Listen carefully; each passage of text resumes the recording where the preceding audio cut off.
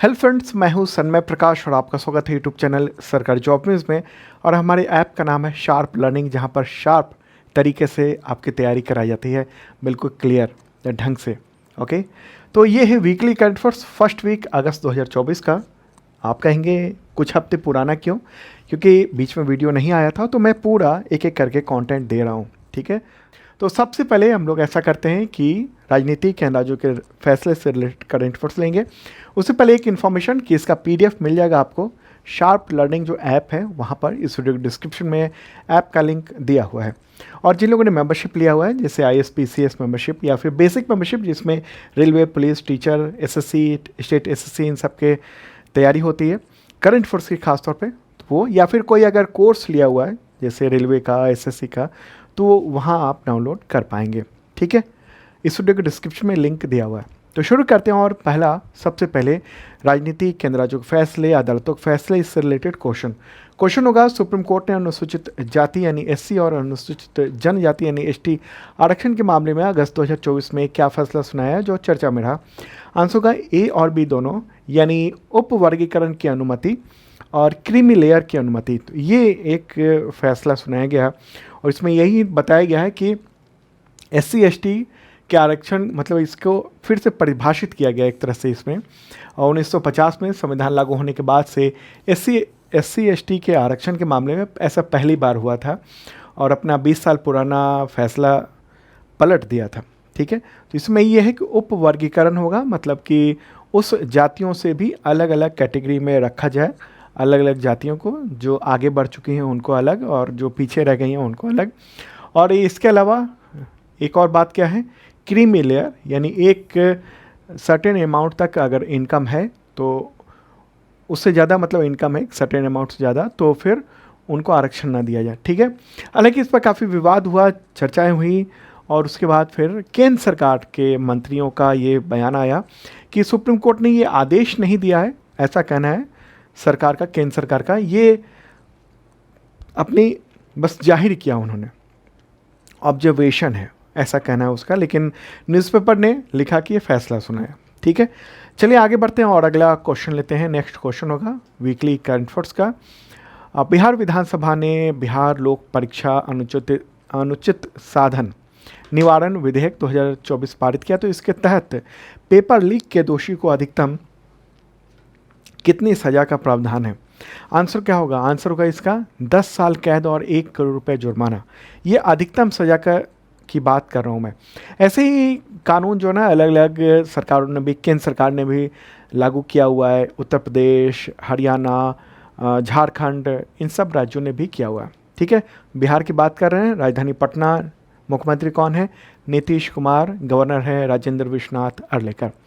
अब अपॉइंटमेंट से रिलेटेड महत्वपूर्ण क्वेश्चन लेते हैं और क्वेश्चन होगा, असम राइफल्स के डायरेक्टर जनरल कौन बने हैं? आंसर होगा लेफ्टिनेंट जनरल विकास लखेरा। ठीक है, लेफ्टिनेंट जनरल विकास लखेरा, ये इंडियन आर्मी से हैं। हालांकि ये जो असम राइफल्स है ना, ये है पैरा मिलिट्री फोर्स, जो कि गृह मंत्रालय के अंतर्गत आता है। लेकिन इसका जो, इस पर जो कमांड है ना, जो इसके संचालन का कमांड है, वो आर्मी के पास है, इसलिए लेफ्टिनेंट जनरल विकास लखेरा को इसका डायरेक्टर जनरल बनाया गया है। अगला क्वेश्चन, संघ लोक सेवा आयोग की नई अध्यक्ष का नाम बताएं। आंसर होगा प्रीति सूदन। इनका कार्यकाल अप्रैल 2025 तक रहेगा और आंध्र प्रदेश कैडर की रिटायर्ड IAS अधिकारी हैं और पूर्व केंद्रीय स्वास्थ्य सचिव भी रह चुकी हैं। इससे पहले वर्ष 2022 से वो UPSC के मेंबर के तौर पर काम कर रही थी। उनसे पहले कौन थे? तो मनोज सोनी। अगला क्वेश्चन लेते हैं, भारतीय लघु उद्योग विकास बैंक यानी SIDBI के अध्यक्ष और प्रबंध निदेशक कौन बने हैं नए? आंसर का मनोज मित्तल। क्या नाम है? मनोज मित्तल। ठीक है, तो ये बन गए। आगे बढ़ते हैं और आर्थिक यानी इकोनॉमिक एक्टिविटीज से रिलेटेड क्वेश्चन लेते हैं और फटाफट कर रहे हैं क्योंकि वीकली है और MCQ है। इसका डिटेल जानना चाहते हैं तो डिटेल PDF में बहुत डिटेल रखा हुआ है। तो क्वेश्चन होगा यहाँ पर, भारत दुनिया का कौन सा हुआ सबसे बड़ा एल्यूमिनियम उत्पादक देश वित्त वर्ष 2024-25 की पहली तिमाही में बन गया है? आंसर का दूसरा। ठीक है, भारत ऐसा दूसरा बन गया है। किस खनिज में क्या स्थिति है अगर हम बात करेंगे? एल्युमिनियम में भारत दुनिया का दूसरा सबसे बड़ा उत्पादक है। चूना में तीसरा सबसे बड़ा उत्पादक। लौह अयस्क में चौथा सबसे बड़ा उत्पादक बना है। अगला क्वेश्चन, 8 कोर उद्योग का विकास दर जून 2024 में कितना रहा? आंसर होगा 4%। ठीक है, 4% रहा है। 8 कोर उद्योग क्या है, ये सारे लिस्ट देख रहे हैं आप। सीमेंट, कोयला, कच्चा तेल, बिजली, उर्वरक, प्राकृतिक गैस, पेट्रोलियम रिफाइनरी उत्पाद और इस्पात। ठीक है, तो ये 8 है। ये अक्सर एग्जामिनेशन में, खासतौर पर वनडे एग्जामिनेशन में ये क्वेश्चन आता है कि जो कोर उद्योग है इनमें से कौन सा नहीं है, इनमें से कौन सा है। ऐसे इस तरह से ऑप्शंस में आपको क्वेश्चन आते हैं एग्जामिनेशन में। ठीक है, तो अगर ये ध्यान में नहीं है तो कम से कम इतना तो रहना चाहिए कि कौन से आपके कोर उद्योग हैं। ठीक है, करंट अफेयर्स में यही होता है कि कई चीज़ें आपको रिवाइज करा दी जाती हैं। आगे बढ़ते हैं और डिफेंस से रिलेटेड क्वेश्चन लेते हैं। रूस की 328वें नेवी डे परेड में भारतीय नौसेना के किस युद्धपोत ने हिस्सा लिया है? आंसर होगा INS तबर। क्या है? INS तबर। रूसी राष्ट्रपति व्लादिमीर पुतिन ने भारतीय नौसैनिकों से सलामी ली उन्होंने। ओके, और ये कार्यक्रम कहाँ पर आयोजित किया गया था? तो सेंट पीटर्सबर्ग में 28 जुलाई को आयोजित किया गया था। ओके, और इंडियन नेवी चीफ कौन है? Admiral DK Tripathi, Dinesh Kumar Tripathi. अगला क्वेश्चन, आर्मी मेडिकल सर्विस की पहली महिला महानिदेशक यानी पहली महिला DG, उनका नाम बताएं। आंसर होगा लेफ्टिनेंट जनरल साधना सक्सेना। ठीक है, लेफ्टिनेंट जनरल साधना सक्सेना। ओके, इससे पहले उन्होंने एयर मार्शल के पद पर प्रमोशन उनको मिला था, फिर अब लेफ्टिनेंट जनरल का पद उनको दिया गया है। नेक्स्ट क्वेश्चन लेते हैं, युद्धपोत फ्रिगेट है ये त्रिपुट, उसका जलावतरण जुलाई 2024 में किया गया। तो इसका निर्माण किस देश द्वारा टेक्नोलॉजी ट्रांसफ़र के जरिए किया गया? आंसर होगा रूस के द्वारा टेक्नोलॉजी ट्रांसफ़र हुआ और तब इसको गोवा शिपयार्ड लिमिटेड उसने बनाया है। ये INS तलवार श्रेणी का ये पहला स्वदेशी निर्मित फ्रिगेट है, तलवार श्रेणी का। ठीक है, तो ये त्रिपुट नाम है इसका। गोवा के राज्यपाल PS श्रीधरन ने इस युद्धपोत का जलावतरण किया था। जलावतरण का मतलब क्या होता है? पानी में उतारना। ओके, जहाज बन गया, युद्धपोत बन गया तो उसको पानी में उतारा गया। आगे बढ़ते हैं और अब इवेंट यानी घटना, आयोजन, इन सब से रिलेटेड क्वेश्चन लेंगे। कृषि अर्थशास्त्रियों का 32वां अंतर्राष्ट्रीय सम्मेलन अगस्त 2024 में किस शहर में आयोजित किया गया? आंसर होगा न्यू दिल्ली में। न्यू दिल्ली में कहाँ पर? पूसा इंस्टीट्यूट में ये आयोजन किया गया था 2 से 7 अगस्त तक। ठीक है, तो वहाँ पर कृषि अर्थशास्त्रियों का 32वां सम्मेलन, अंतर्राष्ट्रीय सम्मेलन ये आयोजित किया गया। प्रधानमंत्री नरेंद्र मोदी ने 3 अगस्त को इसका उद्घाटन किया था। नेक्स्ट क्वेश्चन लेते हैं, भारतीय अंतर्राष्ट्रीय फिल्म महोत्सव यानी IFFI के लिए महोत्सव निदेशक यानी महोत्सव डायरेक्टर किसे नियुक्त किया गया? आंसर होगा शेखर कपूर। ठीक है, फेस्टिवल डायरेक्टर तो ये शेखर कपूर जो फिल्म मेकर हैं, काफ़ी मशहूर फिल्म मेकर हैं, कई फिल्में बनाई हुई हैं उन्होंने, जैसे mister India, bandit queen, Elizabeth जैसी फिल्मों के लिए काफ़ी मशहूर हैं, वो काफ़ी मशहूर हैं। आगे बढ़ते हैं, स्पोर्ट्स से रिलेटेड क्वेश्चन लेंगे। एक ही ओलंपिक गेम्स में 2 मेडल पाने वाली पहली भारतीय महिला खिलाड़ी का नाम बताएं। आंसर होगा मनु भाकर। ठीक है, मनु भाकर शूटर हैं वो, और मनु भाकर और सरबजोत सिंह ने 10 मीटर पिस्टल मिक्स्ड इवेंट में ब्रॉन्ज मेडल जीता था, और उससे पहले भी इन्होंने ब्रॉन्ज मेडल ही जीता था सिंगल्स में। ठीक है, आगे बढ़ते हैं, अगला क्वेश्चन, शूटर मनु भाकर और सरबजोत सिंह ने किस कैटेगरी में ब्रॉन्ज मेडल जीता है? आंसर होगा 10 मीटर पिस्टल मिक्स्ड इवेंट में। क्या है? 10 मीटर पिस्टल मिक्स्ड इवेंट में। ओके, आगे बढ़ते हैं, अगला क्वेश्चन, पेरिस ओलंपिक में भारतीय शूटर स्वप्निल कुसाले उन्होंने किस कैटेगरी में ब्रॉन्ज मेडल जीता है? आंसर होगा 50 मीटर राइफल की मेंस कैटेगरी में, 50 मीटर राइफल्स की मेंस कैटेगरी में। स्वप्निल कुसाले का जन्म हुआ था 6 अगस्त 1995 को महाराष्ट्र पुणे में। ठीक है, 28 साल के हैं और शानदार उन्होंने ये काम किया है। अगला क्वेश्चन लेते हैं, इंग्लिश चैनल पार करने वाली दुनिया की सबसे कम उम्र की और सबसे तेज पैरा तैराक कौन है? पैरा तैराक मतलब दिव्यांग जो खिलाड़ी हैं उसकी बात हो रही है। आंसर का जिया राय। क्या नाम है? जिया राय, और वो ऑप्टिज्म स्पेक्ट्रम डिसऑर्डर से पीड़ित हैं, 16 साल की हैं, मुंबई की रहने वाली हैं, और इंग्लिश चैनल पार करने वाली दुनिया की सबसे कम उम्र और सबसे तेज पैरा तैराक बन गई हैं। अगला क्वेश्चन लेते हैं, वर्ष 2025 में T20 एशिया कप की मेजबानी कौन सा देश करेगा? आंसर होगा भारत करेगा। एशियाई क्रिकेट परिषद ने ये घोषणा की है। ओके, और एशिया कप 2027 की मेजबानी कौन करेगा? तो वो करेगा बांग्लादेश। आगे बढ़ते हैं और अवार्ड से रिलेटेड इंपॉर्टेंट क्वेश्चन लेते हैं। गूगल के सीईओ सुंदर पिचाई को किस आईआईटी ने मानद डॉक्टरेट की डिग्री से सम्मानित किया? आंसर होगा आईआईटी खड़गपुर। क्या नाम है, किस संस्थान ने? तो आईआईटी खड़गपुर ने। ये अवार्ड उनको सैन फ्रांसिस्को यूएसए में आयोजित एक कार्यक्रम के दौरान दिया गया और आईआईटी खड़गपुर के जो डायरेक्टर हैं वीके तिवारी, उन्होंने दिया है। ठीक है, तो सुंदर पिचाई ने आईआईटी खड़गपुर से ही 1993 में मेटलर्जिक और मटेरियल इंजीनियरिंग में बीटेक की डिग्री ली थी। अब आगे बढ़ते हैं और इंडेक्स यानी सूचकांक से रिलेटेड क्वेश्चन लेंगे। इंडेक्स क्वेश्चन होगा हेनली पासपोर्ट इंडेक्स 2024, जो कि जुलाई में जारी है। लेकिन ध्यान रखिएगा, एक जनवरी फरवरी में जारी होता है, एक जुलाई में, तो जुलाई वाला क्वेश्चन है। तो उस दौरान दुनिया की शक्तिशाली पासपोर्ट की लिस्ट में पहला स्थान किस देश को मिला है? आंसर होगा सिंगापुर। सिंगापुर को पहला स्थान मिला है। ओके, और जनवरी वाला जो रैंकिंग था ना, उसमें पहले स्थान पर 6 देश थे एक साथ। कौन कौन? France, Germany, Italy, Japan, Singapore और स्पेन थे। ठीक है, अब भारत की भी बात कर लेते हैं। क्वेश्चन होगा हेनली पासपोर्ट इंडेक्स 2024, जो कि जुलाई में जारी हुई, उसके अनुसार दुनिया के शक्तिशाली पासपोर्ट की लिस्ट में भारत की रैंकिंग क्या है?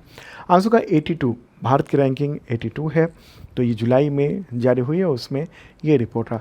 अच्छा, पिछली रिपोर्ट जो थी जनवरी 2024 में, उसमें भारत की रैंकिंग 85 थी। ठीक है, और भारत के पासपोर्ट पर 58 देशों में मतलब वीज़ा के बिना आप यात्रा कर सकते हैं भारत के पासपोर्ट के ज़रिए। अब एनवायरनमेंट से रिलेटेड इंपॉर्टेंट क्वेश्चन लेंगे। क्वेश्चन होगा केरल के किस जिले में जुलाई 2024 में भूस्खलन से 300 से ज़्यादा लोगों की मौत हो गई, जो भारत के सबसे घातक भूस्खलनों में से एक माना गया? आंसर होगा वायनाड। कहाँ पर? वायनाड में ये घटना हुई है। बहुत ही बुरी घटना, पर्यटन के लिए मशहूर है, मनोरम नज़ारों के लिए मशहूर है वायनाड, और कई गांवों में बहुत ही बुरे हालात रहे। 30 जुलाई की सुबह जब लोग सो रहे थे अल सुबह, तो उस वक्त तबाही आ गई थी। भारी बारिश हुई और उस दौरान भूस्खलन हो गया, और भूस्खलन की वजह से पहाड़ का एक बड़ा हिस्सा इधर आ गया, और ये नज़ारा, ये ख़तरनाक नज़ारा वहाँ पर देखने को मिला था। देखिए, वायनाड में पूरे साल औसतन 3000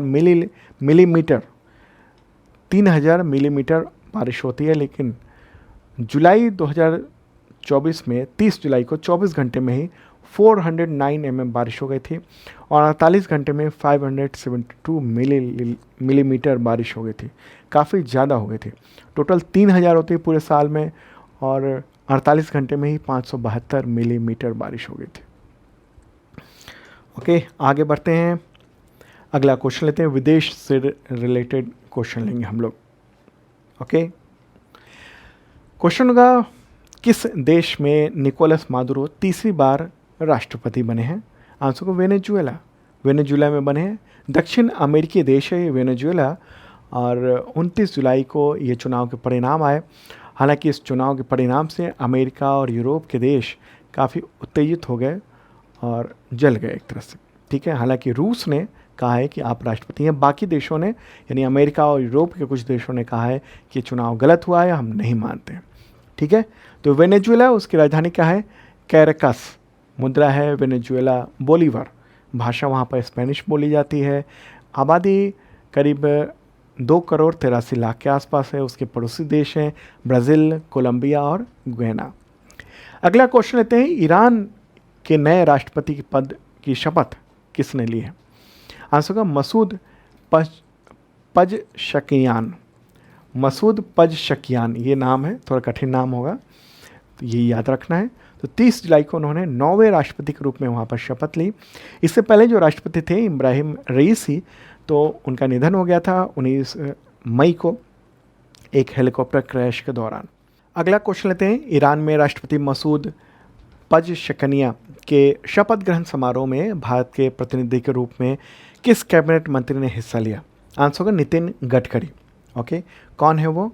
तो भारत के केंद्रीय सड़क परिवहन और राजमार्ग मंत्री हैं। 30 जुलाई को जब ये शपथ ग्रहण समारोह हुआ उसी दौरान वो पहुंचे थे। आगे बढ़ते हैं और अगला प्रश्न लेते हैं। नेक्स्ट प्रश्न लेते हैं, हमास के तत्कालीन प्रमुख का नाम बताएं जिनकी मौत तेहरान में इजरायली हमले से हो गई। आंसर का इस्माइल हानिया। क्या नाम है? इस्माइल हानिया। ये हमास का जो पॉलिटिकल विंग था उसका चीफ था, और वो और उसका एक बॉडीगार्ड, वो दोनों मारे गए। ठीक है, तो निशाना बनाकर ब्लास्ट किया गया था, बम विस्फोट किया गया था, और इसी दौरान भारतीय मंत्री भी मौजूद थे वहाँ पर। ये फोटोग्राफ है और इसमें आप देखिए कि यहाँ पर हैं, कौन है? नितिन गडकरी, और ये है हमास का चीफ जिसकी मौत हुई इस फोटोग्राफ खींचे जाने के कुछ ही घंटे के बाद बम ब्लास्ट में। ठीक है, हालांकि भारतीय मंत्री बिल्कुल सुरक्षित हैं, बेहतरीन। अगला क्वेश्चन लेते हैं, विदेश मंत्री एस जयशंकर ने जापान के किस शहर में जुलाई 2024 में महात्मा गांधी की प्रतिमा का अनावरण किया? आंसर होगा टोक्यो। ठीक है, टोक्यो में ये अनावरण किया गया है। विदेश मंत्री एस जयशंकर ने टोक्यो के एडोगावा वार्ड में प्रतिमा का अनावरण किया। ठीक है, अच्छा बात होगी अगर कि जापान में ही महात्मा गांधी की प्रतिमा का अनावरण इससे पहले प्राइम मिनिस्टर ने किया था मई 2023 में, तो कहाँ पर? वो हिरोशिमा में। G7 की समिट थी मई 2023 में, उस दौरान इनवाइट किया गया था प्राइम मिनिस्टर नरेंद्र मोदी को, तो उसी के दौरान, ठीक है, वहाँ भी प्रतिमा स्थापित की गई थी। अगला क्वेश्चन, अब दिवस से रिलेटेड क्वेश्चन लेंगे। विश्व फेफड़े का कैंसर दिवस कब मनाया जाता है? आंसर का 1 अगस्त को। और इस बार की थीम क्या है? देखभाल की कमी को दूर करें, कैंसर देखभाल तक सभी की पहुंच होनी चाहिए। ये है इस बार की थीम। अगला क्वेश्चन लेते हैं, वर्ल्ड वाइड वेब यानी WWW दिवस कब मनाया जाता है? आंसर का 1 अगस्त को। ये दिवस लोगों की वेब उपयोगिता करने की जो स्वतंत्रता है उसकी जानकारी और ब्राउजिंग करने की क्षमता के सम्मान में आयोजित किया जाता है। अगला क्वेश्चन, विश्व स्तनपान सप्ताह कब मनाया जाता है? आंसर का 1 से 7 अगस्त को। ठीक है, 1 से 7 अगस्त को। और इस बार की थीम भी है, थीम है अंतर को पाटना, सभी के लिए स्तनपान समर्थन। ठीक है, closing the gap, breast feeding support, ये है इस बार की ये थीम। अगला क्वेश्चन, विश्व मानव तस्करी निरोध दिवस कब मनाया जाता है? यानी world day against trafficking in persons कब मनाया जाता है? आंसर होगा 30 जुलाई को। क्या है? 30 जुलाई को। और थीम क्या है इस बार की? थीम मेरे बगल में लिखा भी हुआ है, मानव तस्करी के खिलाफ लड़ाई में कोई भी बच्चा पीछे न छूटे। ठीक है, मानव तस्करी के खिलाफ लड़ाई में कोई भी बच्चा पीछे न छूटे, ये रही इस बार की थीम। अगला क्वेश्चन, विश्व रेंजर दिवस कब मनाया जाता है? आंसर होगा 31 जुलाई को। और ये दिवस जो है ना वो ड्यूटी में मारे गए या घायल जो रेंजर्स हैं उनकी याद में मनाया जाता है। रेंजर्स जो हैं वो जो जंगलों की सुरक्षा करते हैं वो रेंजर्स कहे जाते हैं। एक पद भी होता है वन विभाग में रेंजर्स का। तो ये था इंपॉर्टेंट करंट अफेयर्स वीकली। इसका PDF अवेलेबल है ऐप में। जिन लोगों ने मेंबरशिप लिया हुआ है या कोई कोर्स परचेज किया हुआ है तो वो लोग डाउनलोड कर पाएंगे। ठीक है, और हाँ, मेंबरशिप प्लान आप लोग ज़रूर देखिएगा। इस वीडियो के डिस्क्रिप्शन में लिंक में सब कुछ दिया हुआ है। ऐप का लिंक भी अवेलेबल है, ऐप डाउनलोड कर लीजिएगा, शार्प लर्निंग। और हाँ, कुछ लोगों ने अभी भी पुराना वाला ऐप रखा हुआ है, करीब 2-2.5 महीने हो गए अपडेट किए हुए, तो आप अपडेट कर लीजिए। ठीक है, चलिए मिलते हैं नेक्स्ट वीडियो में, बाय।